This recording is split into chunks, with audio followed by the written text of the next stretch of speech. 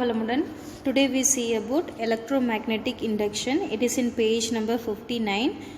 இன்னைக்கு நாம மின்காந்த தூண்டல் பற்றி பார்க்க போகிறோம். வாங்க லெசன் போகலாம்.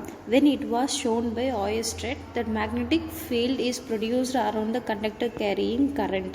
ஸோ இது எங்கே ப்ரொடியூஸ் ஆகுதுன்னு Oersted சொல்கிறாருங்க. Magnetic field produce by current carrying conductor, அதாவது மின்னோட்ட பாயும் கம்பியை சுற்றி காந்தப்புலம் உருவாகுதுன்னு Oersted சொல்கிறாரு.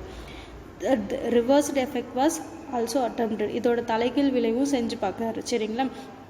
In 1831, Michael Faraday explained the possibilities for producing electromagnetic force across the conductor when magnetic flux is linked with the conductor is changed. அதாவது என்ன பண்ணுறாரு அப்படின்னா, மைக்கேல் ஃபேரடே அப்படின்றவங்க இஎம்எஃப், சரிங்களா, எலக்ட்ரோமோட்டிவ் ஃபோர்ஸ் வந்து என்ன பண்ணுறாருங்க, கண்டக்டரில் ப்ரொடியூஸ் பண்ணுறாரு. எப்படி?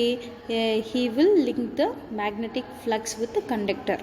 சரிங்களா? கண்டக்டரில் மேக்னெட்டிக் ஃப்ளக்ஸ் வந்து மாறும்போது என்ன ஆகுதுங்க, அதோட எலக்ட்ரோமோட்டிவ் ஃபோர்ஸ் வந்து ப்ரொடியூஸ் ஆகுது அப்படின்னு சொல்கிறார். அதாவது கடத்தியில் இணைந்த காந்தப்பாயம் மாறும்போது மின்னியக்கு விசை வந்து உற்பத்தி ஆகும் அப்படின்னு மைக்கேல் ஃபேரடே விளக்குனார். சரிங்களா? In order to demonstrate this Faraday conducted by following experiment. இதை வந்து ஒரு 3 எக்ஸ்பெரிமெண்ட் வந்து என்ன பண்ணுறாருங்க, ப்ரூவ் பண்ணுறாரு. சரி, பார்க்கலாங்களா? ஃபஸ்ட்டு ஃபேரடேவோட எக்ஸ்பெரிமெண்ட் நம்பர் 1. இதில் பாருங்கள், பேட்ரி இருக்குது, ஸ்விட்ச் இருக்குது, சாஃப்ட் அயன் ரிங்ஸ் இருக்குது. அதை வந்து இதில் கனெக்ட் பண்ணியிருக்காங்க, ஒரு கேல்வனோமீட்டர் வச்சு கனெக்ட் பண்ண மாதிரி கொடுத்துருக்காங்க இல்லைங்களா? சரி, இது பார்க்கலாம். இதில் பாருங்கள், 2 ரிங்ஸ் வந்து என்ன பண்ணி வச்சுருக்காங்க, பேரலாக வச்சுருக்காங்க. சரிங்களா? ஒன்றில் வந்து அம்மீட்டர் மட்டும் இருக்கும், இன்னொன்றில் என்ன இருக்குங்க, கீ வித் பேட்ரி, அதாவது செல் ஃபிக்ஸ் ஆன மாதிரி காமிச்சிருக்காங்க. இது ஃபேரடே எக்ஸ்பெரிமெண்ட்டோட பிக்சர்ஸ். எக்ஸ்பெரிமெண்ட் என்னன்னு பார்க்கலாம். In this experiment 2 coils were wound on soft iron rings. சரிங்களா? ஒரு சாஃப்ட் அயன் ரிங்கில் 2 காயில்ஸ் வந்து என்ன பண்ணி வச்சுருக்காங்க, கனெக்ட் பண்ணி வச்சுருக்காங்க. பார்த்தீங்களா? ஒரு சாஃப்ட் அயன் ரிங்கில் கனெக்ட் பண்ணி வச்சுருக்காங்க. This coil is one left connected to the battery and ஸ்விட்ச் K.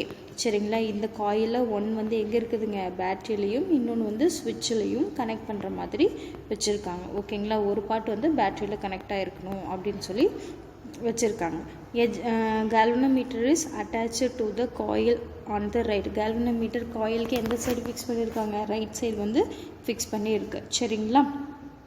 when the switch is put on, at the instant there is a deflection in the galvanometer. So ஸ்விட்ச் on பண்ணும்போது galvanometerல என்ன இருக்குங்க, deflection, விலகல் வந்து இருக்கிறத பார்க்குறாங்க, அதாவது சாவியை போடும்போது. சரிங்களா?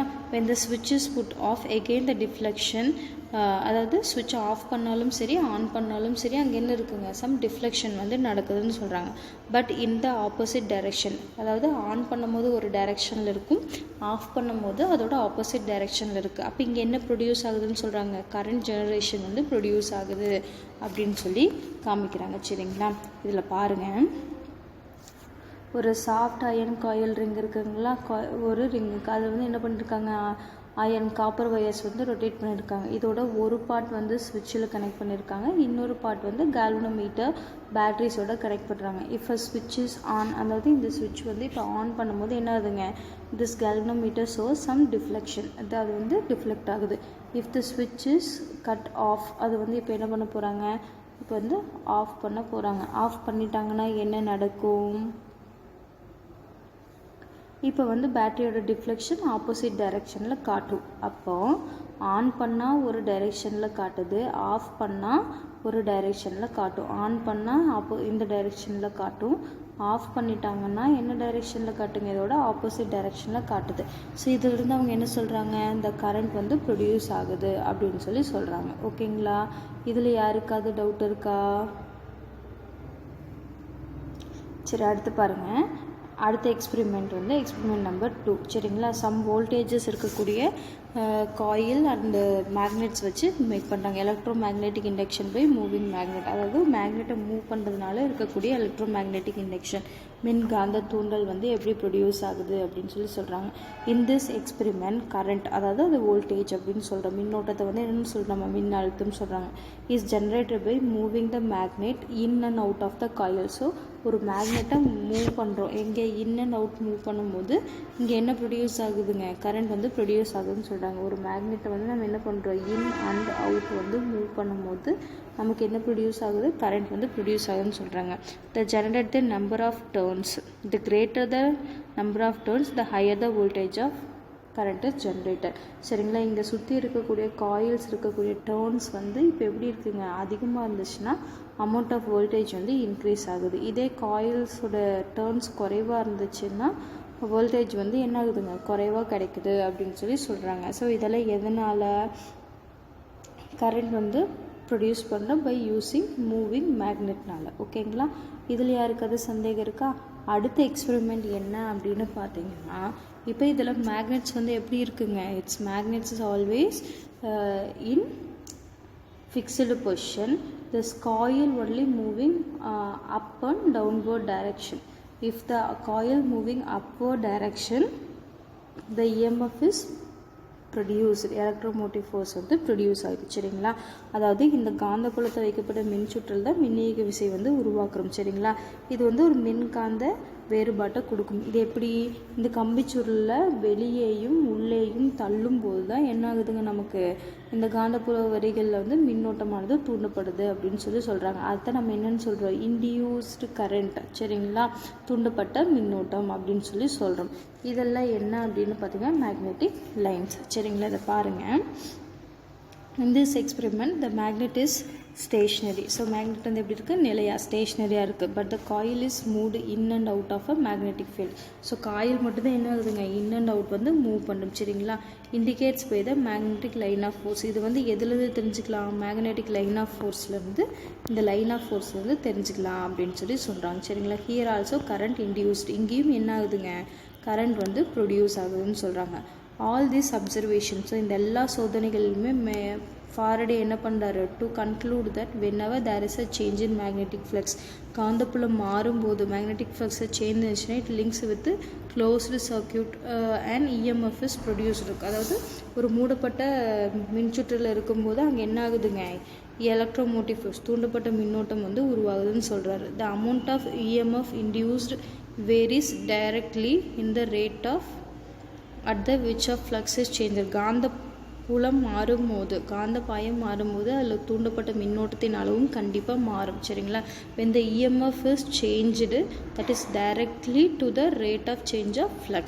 ஓகேங்களா, this EMF is known as the induced EMF. இந்த EMF தான் என்ன சொல்கிறாங்க, induced EMF. இந்த மின்னியக்கு விசை தூண்டப்பட்ட மின்னியக்கு விசைன்னு சொல்கிறாங்க. The phenomenon of producing an induced EMF due to change in magnetic flux is linked with the closed circuit is known as electromagnetic induction. அதாவது இந்த தூண்டப்பட்ட மின்சுற்றில் இணைக்கப்பட்ட காந்தப்புலத்தினால மாற்றம் ஏற்படும் கிடையாது, தூண்டப்பட்ட மின்னியக்கு விசைன்னு சொல்கிறாங்க. இந்த நிகழ்வுக்கு மின்காந்த தூண்டல் அப்படின்னு சொல்லி சொல்கிறாங்க. சரிங்களா, இப்போ வந்து EMF. சரிங்களா, தூண்டப்பட்ட மின்னோட்டத்தின் திசைன்னு சொல்கிறோம் இல்லையா.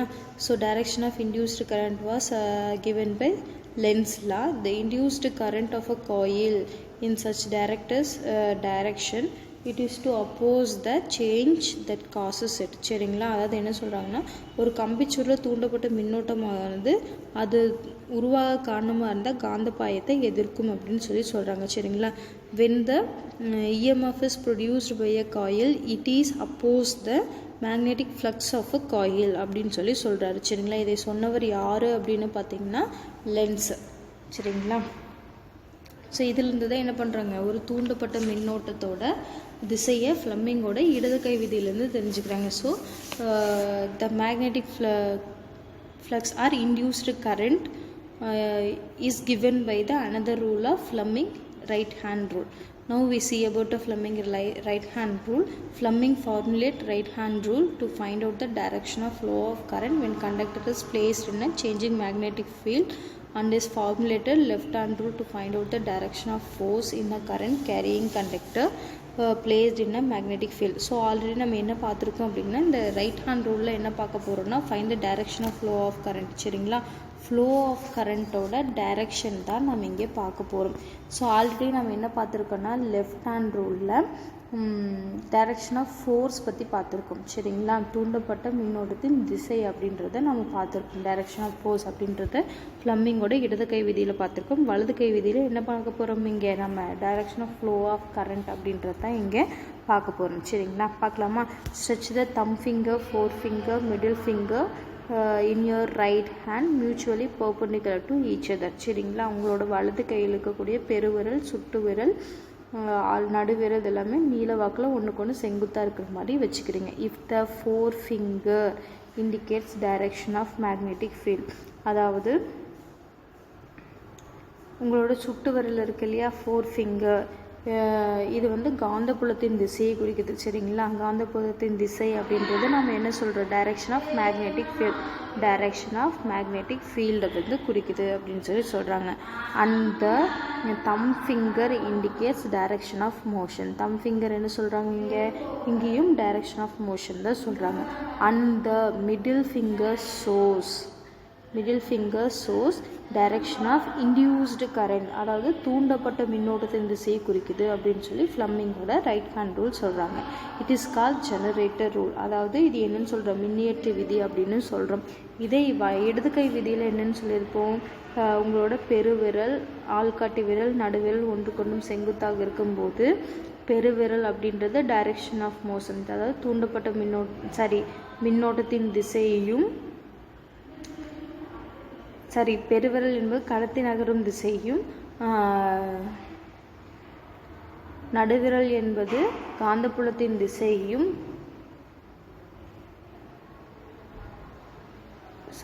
பெருவிரல் என்பது கடத்தி நகரும் திசையையும், சுட்டுவிரல் என்பது காந்தப்புலத்தின் திசையும், நடுவிரல் என்பது மின்னோட்டத்தின் திசையும் குறிக்கும் அப்படின்னு சொல்லியிருப்பாங்க. சரிங்களா, அந்த thumb finger, forefinger, middle finger, they are perpendicular to each other. Thumb finger shows direction of motion and forefinger shows direction of magnetic force and the middle finger shows direction of current அப்படின்னு சொல்லியிருப்பாங்க. சரிங்களா, இங்கே direction of current, இங்கே direction of induced current. இதுதான் இந்த left hand ரூலுக்கும் right hand ரூலுக்கும் இருக்கக்கூடிய டிஃப்ரென்ஸ். சரிங்களா, லெஃப்ட் ஹேண்ட் ரூலில் டைரக்ஷன் ஆஃப் கரண்ட்னு சொல்கிறோம், ரைட் ஹேண்ட் ரூலில் என்ன சொல்கிறோங்க, டைரக்ஷன் ஆஃப் இன்டியூஸ்டு கரண்ட் அப்படின்னு சொல்கிறோம். ஸோ ரெண்டுலேயுமே தம் ஃபிங்கர் என்ன தான் சொல்லுங்க, டைரக்ஷன் ஆஃப் மோஷன்.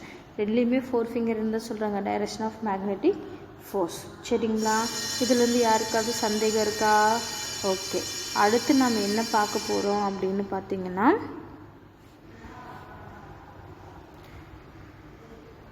நமக்கு இருக்கக்கூடிய நெக்ஸ்ட்டு எலக்ட்ரிக் ஜென்ரேட்டர் பற்றி பார்க்கலாம். சரிங்களா, எதை பற்றி பார்க்க போகிறோம், எலக்ட்ரிக் ஜெனரேட்டர், அதை பற்றி நம்ம இங்கே பார்க்கலாம். ஓகேங்களா, மின்னியற்றி அப்படின்னு சொல்லுவோம், கரண்ட் இல்லைன்னா யூஸ் பண்ண இல்லையா ஜென்ரேட்டர், அதை பற்றி நம்ம இங்கே பார்க்கலாம்.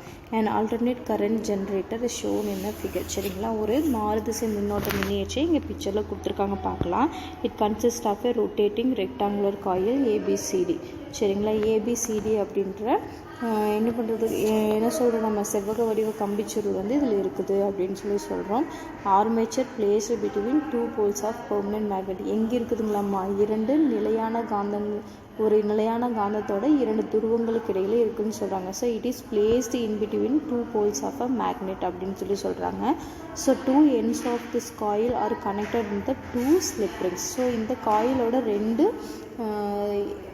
என்ன சொல்கிறாங்க, நம்ம இங்கே காயிலோட ரெண்டு எண்டும் ரெண்டு ஸ்லிப் ரிங்ஸால் கனெக்ட் பண்ணியிருக்காங்க. That is S1 and S2. அதாவது இந்த சுருளோட இரண்டு முனைகளும் இரண்டு நழுவு வளையங்களில் பொருத்திருக்கிறோன்னு சொல்கிறாங்க. Two conducting stationary brushes B1 and B2 are kept separately on the rings of S1 and S2. So S1 S2 அப்படின்ற ரெண்டுக்கும் பக்கத்தில் என்ன பிடிச்சிருக்கோம், நம்ம B1 B2 அப்படின்ற ப்ரஷஸ் வந்து வச்சுருக்காங்கன்னு சொல்கிறாங்க. அதாவது கடத்து தூரிகைகள் வந்து B1 B2 அப்படின்றது S1 S2ல தொடு மாதிரி வச்சுருக்கோம் அப்படின்னு சொல்கிறாங்க. சரிங்களா, the axial may be mechanically rotate from the outside of rotating coil. சரிங்களா, இந்த ஆக்சியல் வந்து என்ன ஆகுதுங்க, ஒரு ரொட்டேட்டிங் காயிலோட உட்புற அச்சில் இணைக்கப்பட்டிருக்க உள்ளே வந்து இருக்கிறனால அச்சார்ந்த காந்தப்புலத்துக்கு உள்ளே கம்பிச்சுருளை சுழற்றும் வகையில் வெளியே சுற்றுறாங்க. சரிங்களா, so if the axle is rotating inside but we are rotating in a outside of a coil to produce a magnetic field. So outer end of a two brushes are connected to the external circuit. So outer brushes இருக்கும் இல்லையா, இந்த இரண்டு தூரிகைகளில் வெளிமுனைகள் வந்து வெளிப்புற சுற்றோடு connect பண்ணியிருக்குது அப்படின்னு சொல்கிறாங்க. சரிங்களா, இதில் பாருங்கள், நமக்கு இருக்கக்கூடிய ஏபிசிடி அப்படின்ற இந்த ஒரு ரெக்டாங்குலர் காயில் வந்து எங்கே வச்சுருக்காங்க, என்எஸ் அப்படின்ற 2 போல்ஸ் ஆஃப் மேக்னெட்டுக்கு இன் பிட்வீனில் வச்சுருக்காங்க சரிங்களா. அப்போ இந்த ஏபிசிடி அப்படின்றது எதால் மிங்கிள் பண்ணியிருக்கு, they are attach with the 2 ends of a coil is attach with S1 and S2 of slip rings அதில் வந்து கனெக்ட் பண்ணியிருக்காங்க. Then B1 B2 the brushes are connected with S1 and S2 rings, அந்த ப்ரஷஸும் connect பண்ணியிருக்காங்க. அந்த ப்ரஷஸோட outer part எங்கே connect பண்ணியிருக்காங்க, நம்மளோட கரண்ட் ப்ரொடியூஸ் பண்ணக்கூடிய லோடர் இருக்கும் இல்லையா ரெசிஸ்டர்ஸ், அதில் வந்து கனெக்ட் பண்ணியிருக்கிறத சொல்லியிருக்காங்க சரிங்களா. இதில் யாருக்காவது டவுட் இருக்குங்களா? அடுத்து பாருங்கள், when the coil is rotated the magnetic flux linked with the coil change. So if the coil is rotated the flux also changed, it is linked with the coil சரிங்களா. அதாவது கம்பி சுருளும் போது கம்பி இணைக்கப்பட்ட காந்த பாயமும் என்ன மாறும். this change in magnetic flux will lead to generate induced current. So change in flux is produced the induced current. அதாவது இந்த காந்த பாயம் மாறுறதுங்காட்டிக்கு தான் நமக்கு தூண்டப்பட்ட மின்னோட்டமானது உருவாகுது அப்படின்னு சொல்கிறாங்க சரிங்களா. as given by a Fleming right hand rule along ABCD in the coil the outer circuit flowing from B2 and B1 சரிங்களா. இந்த காயிலில் ஏபிசிடி அப்படின்ற சர்க்கியூட் இருக்குது இல்லைங்களா. அதாவது ஏபிசிடி அப்படின்றது எங்கே இருக்குதுங்க, இந்த ரிங்ஸில் வந்து B2லேருந்து ஸ்டார்ட் ஆகி போகும் சரிங்களா. எங்கேருந்து ஸ்டார்ட் ஆகி போகும், அவுட்டரில் B2லேருந்து ஸ்டார்ட் ஆகி போகும். இதே வந்து இன்சைடில் இருக்கும்போது ஏபிசிடி வந்து ஆப்போசிட்டில் எப்படி இருக்குங்க, டிசி பிஏ அப்படின்னு சொல்லி வரும் இல்லையா. அப்போ வந்து B1லேருந்து B2க்கு வரும். எங்கேருந்து வருங்க, B1லேருந்து B2க்கு வரும் சரிங்களா. பாருங்கள்,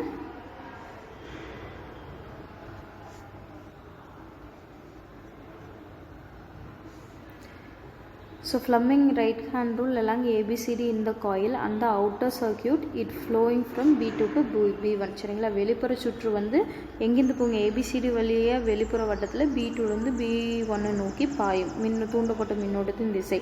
இதே உட்புறம் வந்து தூண்டப்பட்ட மின்னோட்டத்தின் திசை எங்கேருந்து போகுங்க, CDBA வழியாக போகிறங்காட்டிக்கு B1லேருந்து B2 நோக்கி பயணிக்கும் சரிங்களா.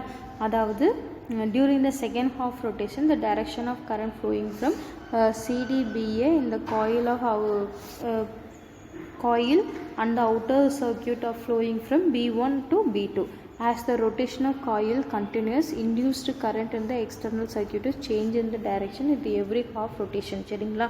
அப்போ ஒவ்வொரு half rotationக்கும் என்ன அதோட சுழற்சி மாறிட்டே இருக்கும்போது இன்டியூஸ்டு கரண்ட் தூண்டப்பட்ட மின்னோட்டத்தினால அந்த மின்சார உற்பத்தி அப்படின்றது மாறிக்கிட்டே இருக்கும் அப்படின்னு சொல்கிறாங்க சரிங்களா. ஸோ ஒரு நேர் திசை மின்னோட்டத்தை நீங்கள் பெறணும் அப்படின்னா என்ன பண்ணணும், ஸ்லிப் ரிங்ஸ் இருக்கு இல்லையா, வளைவுகள், அது வந்து பிளவுபட்ட வளைவாக மாற்றணும் சரிங்களா. AC with rings, AC with slip rings commutator. அதாவது ஒரு ரிங் வந்து அப்படியே ஃபுல்லாக இருந்துச்சுன்னா ஏசி கரண்ட், இதே ஆஃபாக பாதி இருக்கிற மாதிரி வச்சிங்கன்னா உங்களுக்கு என்ன கிடைக்குங்க, டிசி கரண்ட் வந்து கிடைக்கும் சரிங்களா. அப்போது இங்கே பாருங்கள், to generate a direct current சரிங்களா, நேர் திசை மின்னோட்டம் வேணும் அப்படின்னா split rings type split type commutator can be used. Commutator அப்படின்னா என்ன சொல்லுவாங்க, பிளவு வளைய திசை மாற்றி சரிங்களா. சேஞ்சர், அதாவது டைரக்ஷன் சேஞ்சர் தான் இங்கே கம்யூட்டேட்டர்னு சொல்கிறேன். பட் தே ஆர் ஸ்பிளிட்டட், அது வந்து எப்படி இருக்கணும், ஸ்பிளிட் ஆகி இருக்கணும்னு சொல்கிறாங்க. With this arrangement one brush is at the time is connected with the arm moving up the field சரிங்களா. அப்போ இங்கே வந்து 2 ப்ரஷஸ் இருக்கும் இல்லையா தூரிகைகள். ஒரு ப்ரஷ் வந்து என்ன இருக்குங்க, எப்போதும் கீழ் நோக்கி மின்சட்டை கையுடனும் இன்னொன்று வந்து மேல் நோக்கி மின்சட்டை கையுடனும் இணைச்சிருப்பாங்கன்னு சொல்கிறாங்க. சரி, one brush is connected with the arm moving upward direction, another one is connected with the arm moving downward direction அப்படின்னு சொல்கிறாங்க. thus a unidirectional current is produced சரிங்களா. இங்கே வந்து என்ன ப்ரொடியூஸ் ஆகுதுங்க, யூனிடைரக்ஷனல் கரண்ட் அப்படின்னு ஒரே திசையில் வந்து கரண்ட் வந்து ப்ரொடியூஸ் ஆகுது அப்படின்னு சொல்கிறாங்க. the generator thus is called DC generator. அப்படி இருக்கக்கூடிய ஜெனரேட்டர் தான் நம்ம என்னென்னு சொல்கிறோம், இங்கே டிசி ஜென்ரேஷன் டிசி மின்னியற்றி அப்படின்னு சொல்கிறோம் சரிங்களா. அதாவது இங்கே பாருங்கள், இப்போ இங்கே வந்து ஏசி கரண்ட் ப்ரொடியூஸ் பண்ணணும் அப்படின்னா இந்த ரிங் வந்து சர்க்கிள் அப்படியே தான் இருக்குது சரிங்களா. ஒரு என்ன சொல்கிறோம் நம்ம, ஒரு நழுவு வளையம் சரிங்களா. இது வந்து என்னது, நழுவு வளையம் அப்படின்னு சொல்கிறோம். இங்கே எப்படி இருக்குது பாருங்கள், இது வந்து ஸ்லிப் ரிங்ஸ் அப்படின்னு சொல்கிறோம். ஆனால் இங்கே எப்படி இருக்குது, ஸ்பிளிட்டாக இருக்குது இல்லையா, இது வந்து ஸ்பிளிட் ரிங்ஸ் அப்படின்னு சொல்லுவோம். அதாவது இதுக்கு பேர் வந்து பிளவு வளையம் சரிங்களா. அப்போ பிளவு வளையமில் இருக்கும்போது என்னாகும், இங்கே பாருங்கள் ப்ரஷ் வந்து 1 and 2வே ஒரு பார்ட்டோடைய கனெக்ட் ஆகிது. ABCDனா டியோடைய 2 கனெக்ட் ஆகிருக்கு. பட் இங்கே என்ன இருக்குதுங்க, ஒரு ப்ரஷ் வந்து டிலையும் இன்னொரு ப்ரஷ் வந்து ஏலையும் இருக்குது பாருங்கள், ABCDயில். அப்போது ஒன்று வந்து அப்வர்ட் டைரெக்ஷனில் இருக்கும், இன்னொன்று வந்து டவுன்வர்ட் டைரெக்ஷனில் கனெக்ட் ஆகிருக்கு அப்படின்னு சொல்லி சொல்கிறோம். ஸோ இப்படி கனெக்டாக இருக்கும்போது நமக்கு ப்ரொடியூஸ் ஆகிற கரண்ட் எப்படி தான் ப்ரொடியூஸ் ஆகும், ஒரே டைரெக்ஷனில் தான் ப்ரொடியூஸ் ஆகும், சேம் டைரெக்ஷனில். ஸோ அதுதான் நம்ம என்னென்னு சொல்கிறீங்க, DC கரண்ட் அப்படின்னு சொல்லி சொல்கிறோம் சரிங்களா. இதில் யாருக்காவது டவுட் இருக்குங்களா? ஏன் நான் இதோட கம்ப்ளீட் பண்ணுறேன் அப்படின்னா, உங்களுக்கு ஜெனரேட்டர் அதாவது டிரான்ஸ்மிட்டர் அப்படின்றது இல்லை, ரெடியூஸ்டு போர்ஷனுங்க. ஸோ அதனால் இதோட நம்ம ஃபினிஷ் பண்ணிக்கலாம். Okay, thank you.